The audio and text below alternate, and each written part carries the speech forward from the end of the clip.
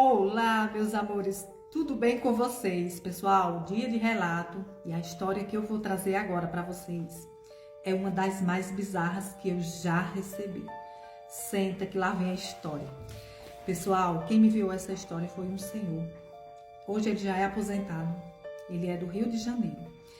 Ele conta que nos anos 90 ele mudou-se, né, para a capital e ele conta, pessoal, que conseguir um trabalho, um emprego, né, de motorista.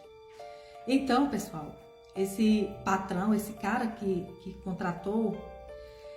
o contratou, o motorista dele havia sido, entendeu? Então, pessoal, ele entrou na vaga desse patrão, desse rapaz que ceifaram, né, a vida dele.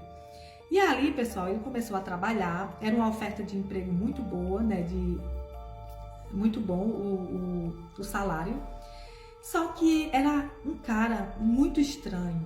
Esse patrão dele era uma pessoa muito cheia de mistério. Primeiro, ele era envolvido na política, e assim, pessoal, era um cara muito misterioso, era um cara de poucas palavras. Então, pessoal, certa vez, né, já fazia um bom tempo que ele estava trabalhando, né, para esse senhor, tá vendo? Começa a falar coisas sobrenaturais, as luzes começam a querer queimar. Já queimaram, essa semana já queimou 2.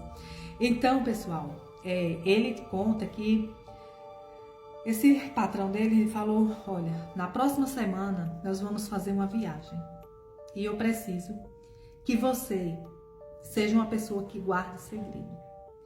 Eu preciso de uma pessoa que tudo que aquela pessoa vê, que eu faço, que eu digo, não conte nada para ninguém. Caso contrário, você vai ter as consequências, você e tua família. Então, pessoal, como ele precisava muito, né, desse trabalho, ele falou, né, prometeu, ele deu a palavra dele que jamais contaria isso para ninguém.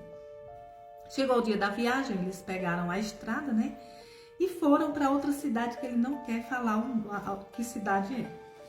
Chegando nessa cidade, eles entraram em um lugar, em uma estrada de chão, onde ia sair em um lugar, parecia uma aldeia. Era um lugar onde tinha umas tocas, né? Era tipo tocas, só que era muito grande. Os hotéis eram tudo como se fosse toca. E ali, pessoal, havia muitas pessoas trabalhando naquele lugar. E quando chegou lá, ele foi recebido por um senhor lá, um chefe, né? Tipo como se fosse um pastor, vamos dizer assim, né? O pastor daquele lugar, daquele templo. Ele conta que era um templo muito bizarro, onde havia uma estátua. Dentro do templo, ele não podia entrar no templo. As pessoas, os motoristas que estavam ali com aqueles outros, porque havia muitos, principalmente políticos, lá estava cheio. E ali, pessoal, eles não podiam entrar, os motoristas, os empregados não podiam entrar naquele templo. Mas ele, como ele era curioso, ele disse que deu para ver da porta, né? Ele teve uma chance, né? Uma oportunidadezinha ali de olhar o que tinha ali dentro daquele templo. E ele viu coisas muito bizarras. Primeiro, ele viu várias cruzes imensas. As cruzes eram de cabeça para baixo e as cruzes eram vermelhas. O templo era todo vermelho e preto. Então, pessoal, no púlpito ali havia uma imagem, uma estátua imensa de grande, de mais ou menos 2 metros ou mais. Era um homem sentado em uma poltrona, com a mão apontando para o céu e outra mão apontando para o chão. E na cabeça dele era uma cabeça de bode. Ele tinha cabeça de bode, corpo de homem, seios de mulher e apontava uma mão para cima e outra mão para baixo. Então, pessoal, ele achou aquilo muito bizarro, mas mesmo assim, não, né, já havia dado a palavra que jamais ia contar algo para ninguém e assim, né, seria feito, seria cumprido. Hoje ele está me enviando um relato, porque isso já faz muito tempo. Então, pessoal, ali eles na primeira noite houve uma reunião e depois houve um ritual. Ele conta que não suportava, não suportou o barulho que era. Nesse ritual, pessoal, depois da meia-noite, ali eles cantavam hinos, invocavam aqueles hinos, né, tocando instrumentos, e por trás daqueles hinos altos havia gritos. Se escutava grito de pessoas em desespero e animais como se estivessem sendo espancados. Então, pessoal, ali ele não dormiu aquela noite. Na segunda noite, pessoal, não foi diferente. Aconteceu tudo igual. Ele ficava no quarto, vinha os cozinheiros, né? Aquelas pessoas serviam o alimento para ele, banho, tinha tudo, do bom e do melhor.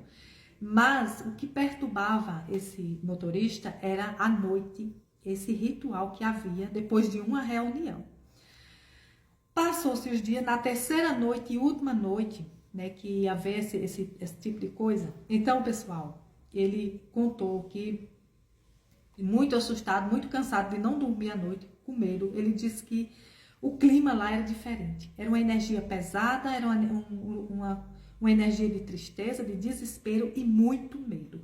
E ele conta, pessoal, que quando ele chegou lá, a primeira coisa que o patrão fez foi pegar o telefone dele. Ele não tinha contato com nada.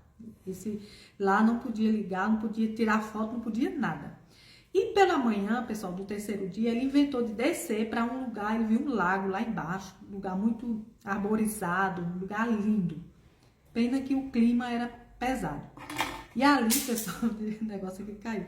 Então, pessoal, e ali ele conta que desceu, né? E quando ele chega nesse lago, ele avista a mesma estátua que tinha lá dentro desse templo lá, desse suposto templo, estava lá.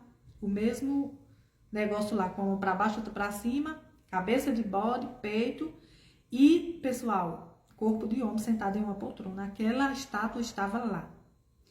E ali, pessoal, quando ele ficou olhando para aquela estátua, um lugar muito lindo, belíssimo, ele abismado para aquilo, ele conta, misericórdia, tá repreendido em nome de Jesus.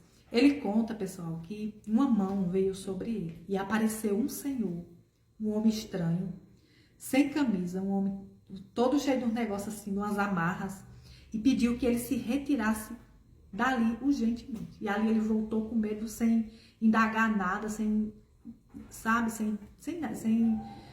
como é que se diz, perguntar nada, ele voltou.